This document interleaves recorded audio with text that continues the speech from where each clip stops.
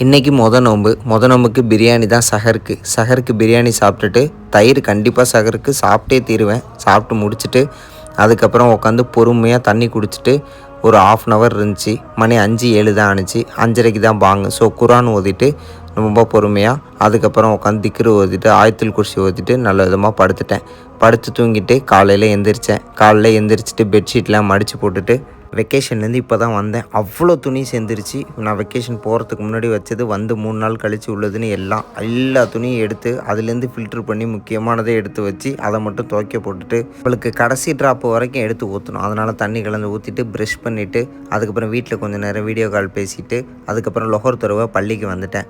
பள்ளிக்கு வந்தோன்னே சூப்பராக இருந்துச்சு அந்த ஃபீலிங். அப்புறம் லொஹர் தொழுவ உள்ளே போய் லொஹர் தொழுவிட்டு வீட்டுக்கு வந்து துவைச்ச துணிலாம் காய போட்டுட்டு கொஞ்சம் நேரம் ரெஸ்ட் எடுத்துகிட்டு இஃப்தாரில் பேரிச்சம்பழம் அடுத்து தண்ணி குடிச்சு நோம்பு திறந்துட்டு அதுக்கப்புறம் கஞ்சி நம்ம ஊர் டேஸ்ட்டு தான். அதுக்கப்புறம் நம்ம ஊர் ஸ்டைலில் சம்சாவை முக்கி சாப்பிட்டுட்டு அதுக்கப்புறம் நோம்பு முடிச்சாச்சு.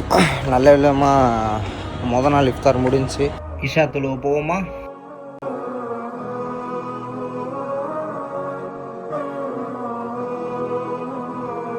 அல்ஹம்துலில்லாஹ் நல்ல விதமாக வந்துட்டு இஷா திராவியா தொழுதாச்சு. நோம்பு நல்ல விதமாக முடிஞ்சு நான் வந்துட்டு இப்போது குரான் ஓத போகிறேன். அதான் இங்கே தான் பார்த்துட்ருக்கேன்.